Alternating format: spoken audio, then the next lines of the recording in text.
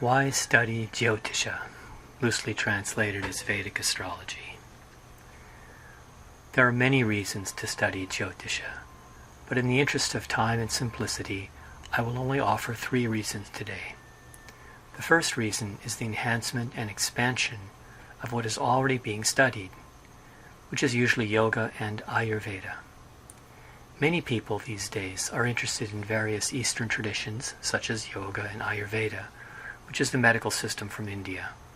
But most people don't know that these 2 traditions, and others not mentioned today, were never meant to be studied and practiced in isolation. They are part of one of the most ancient and arguably the ultimate self-improvement system. To take an example, a good Vaidya, that is an Ayurvedic physician, will have a decent knowledge of Jyotisha, particularly the medical principles.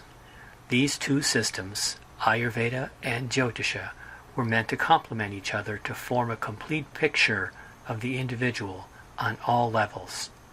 This is why luminaries such as Vedic Shastri, also known as Dr. David Frawley, have authored books such as Ayurvedic Astrology and Yoga and Ayurveda, to cite only 2 examples where he clearly and beautifully illustrates the synthesis of these various systems.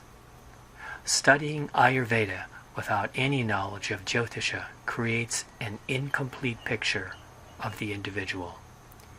Yoga and Jyotisha are also deeply intertwined.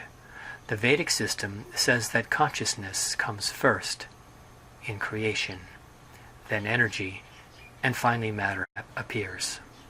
In this manner of thinking, the outer solar system is only a pale reflection of the inner solar system, which every person already has built into his body. There is an inner, central sun, just as there is an outer sun, and outer constellations also reflect the inner ones.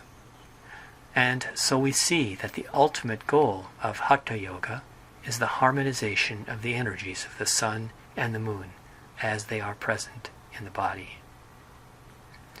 The second reason for studying Jyotish is very simple and practical. Having some basic knowledge of this spiritual science enhances the communication and relationship with one's local astrologer.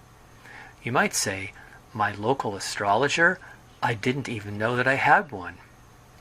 Let me be the first to assure you that there are indeed people in America who are trained in this system. Of course, like any subject, some are better trained and more experienced than others. Jyotisha is meant to guide one along the path of life. So, by at least having some grasp of Jyotisha, one can be more easily guided by the Jyotishi, or astrologer, as he attempts to translate a complex language of symbols into words and ideas that form practical suggestions for one's life. Without that light, that guidance, one is left wandering around in a dark and foggy maze of one's own making. It is similar to going to a completely foreign country. Even a little knowledge can make the journey easier and more enjoyable. The third reason for this study is to promote greater awareness of the divine.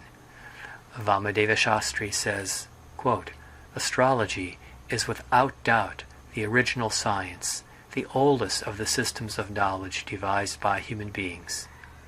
He explains that until recently, it was not only the most important of the outer sciences, but also the most important of the inner or spiritual sciences. The vast astronomical knowledge we currently have is like a body without a soul. Can a beautiful painting be reduced to a few chemical compositions and pigments?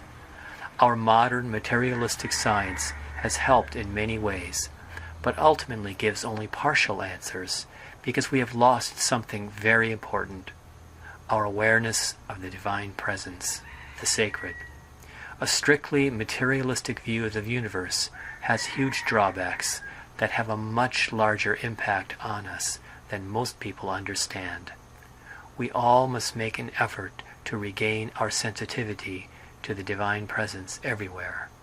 The spiritual science of Jyotisha has a big part to play in regaining that awareness. Hari Om.